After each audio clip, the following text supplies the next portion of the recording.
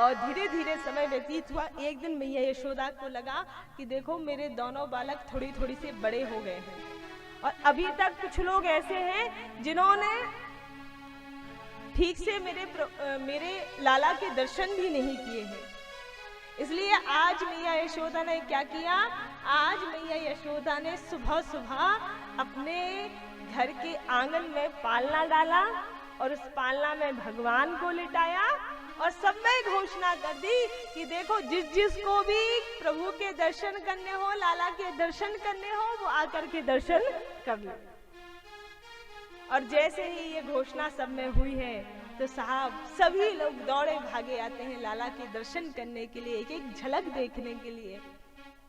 बड़े बड़े देवता भी वेश बदल करके आते हैं प्रभु के दर्शन करने के लिए। हाँ, सभी आते हैं, सब वेश बदल बदल के आ रहे हैं कि एक झलक मिल जाए भगवान के बाल स्वरूप की। दूर दूर से माताएं भी आती हैं भगवान का दर्शन करने के लिए, और माताएं आती हैं भगवान को पालना झुलाती हैं, और पालना झुला करके माताएं बहुत बहुत आशीष मैया यशोदा को देती हैं। माताएं मैया यशोदा को आशीष देती हैं। क्या आशीष देती हैं कि मैया जुग जुग जीवेरी यशोदा मैया तेरो ललना। बहुत बहुत आशीष देती है माताएं। कैसे आशीष देती हैं? यशोदा मैया तेरो ललना। माताओं ने बहुत बहुत आशीष दिया भगवान को और मैया यशोदा को कि आपका लल्ला बहुत जिए, और माताएं इस प्रकार से आशीष देते जा रही हैं। बड़े बड़े देवता भी वेश बदल करके भगवान के बाल स्वरूप का दर्शन करने के लिए आ रहे हैं। और जब भोलेनाथ ने ये दृश्य देखा तो भोलेनाथ भी आए भगवान के बाल स्वरूप का दर्शन करने के लिए। बाबा भोलेनाथ ने जैसे ही देखा कैलाश से कि सब आज प्रभु के बाल स्वरूप का दर्शन करने के लिए जा रहे हैं, तो हमारे बाबा भोलेनाथ पहुंच गए भगवान के दर्शन करने के लिए। और कैसे जाते हैं तो देखो, भोलेनाथ ने देखा सब जा रहे हैं तो भोलेनाथ कैलाश से निकलने लगे कि आज हम भी भगवान के दर्शन करेंगे बाल स्वरूप का। और जैसे ही भोलेनाथ निकलने लगे कि पीछे से मैया पार्वती ने टोक दिया, किधर जा रहे हो? भोलेनाथ ने कहा, देवी मैं प्रभु के बाल स्वरूप का दर्शन करने के लिए जा रहा हूँ। अच्छा अच्छा, बाल स्वरूप का दर्शन करने के लिए जा रहे? कहा हाँ। कहा कहाँ? ब्रज। अच्छा, तो फिर? कहा फिर क्या, दर्शन करके हम आ जाएंगे। कहा आप गलती में ना रहें कि आपको दर्शन मिल जाएंगे। कहा मतलब?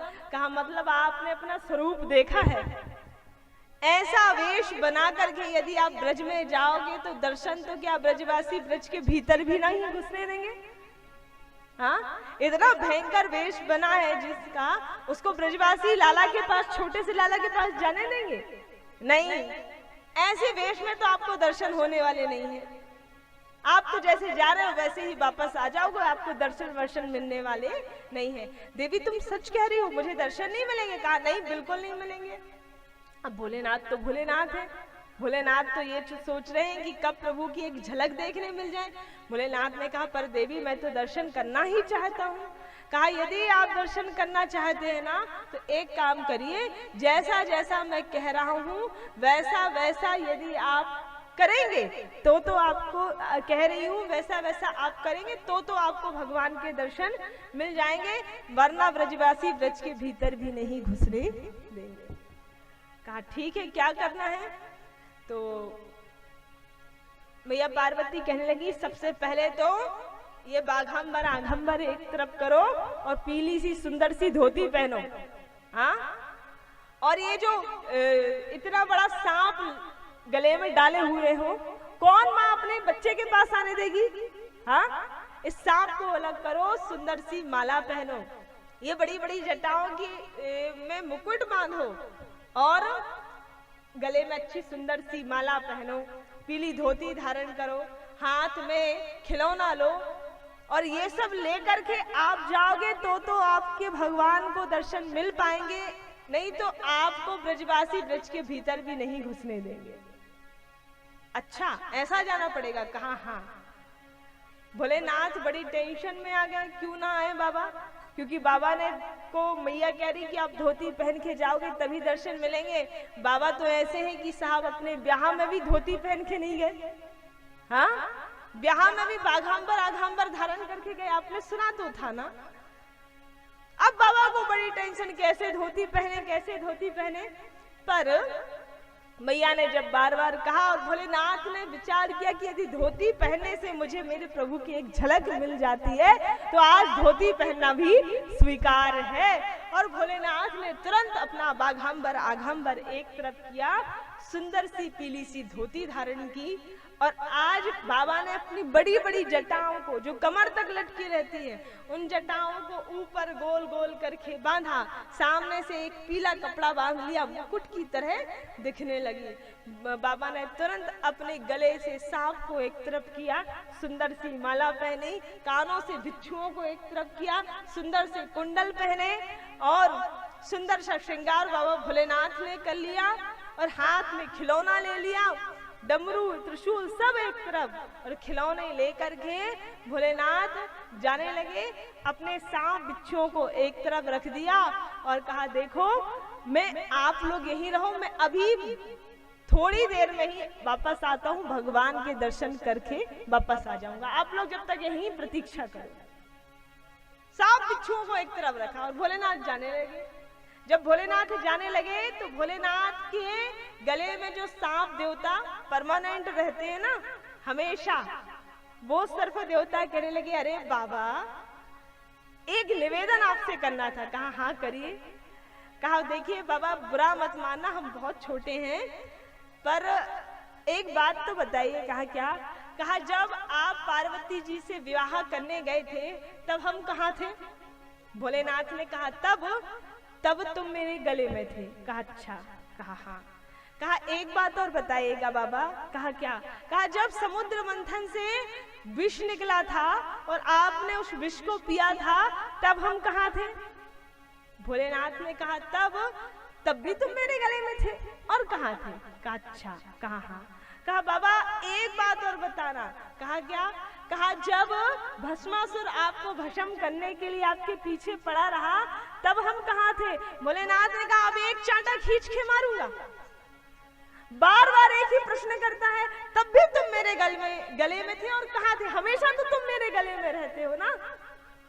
तो सर्प देवता कहने लगे क्षमा करिएगा प्रभु, सरकार आप गुस्सा मत करिए, हम तो बस इतना ही कहना चाहते थे कि जब आज तक आपने हर स्थिति में, सुख में दुख में, हर स्थिति में हमें अपने साथ रखा, आज जब आप भगवान के दर्शन के लिए जा रहे हैं तो हमें इस प्रकार से छोड़ करके अकेले दर्शन करने के लिए जाना ये शोभा नहीं देता प्रभु, ये उचित नहीं है, हमें भी ले चलिए।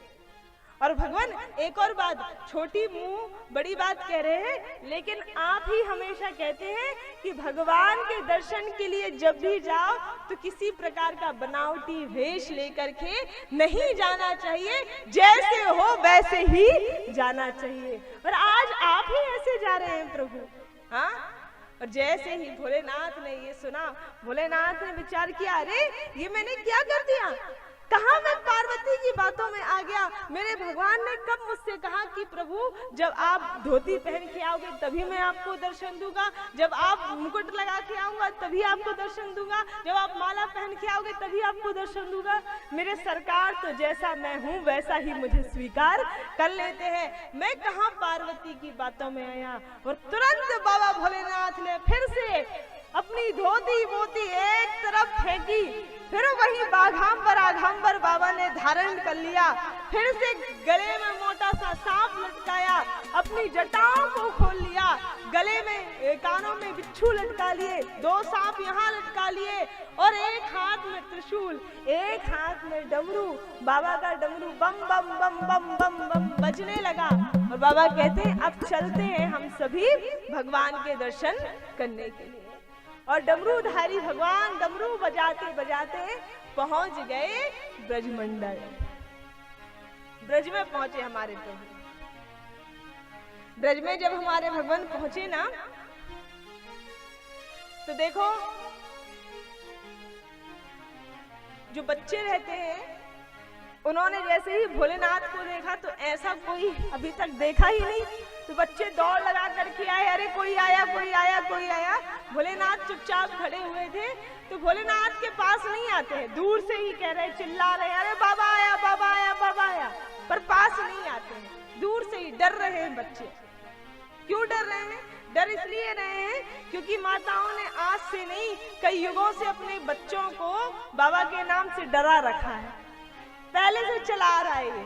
बच्चे थोड़ा ही उधम करते, माताएं कहने लगती हैं, अरे चुप रहो शांत रहो, बाबा आ जाएगा।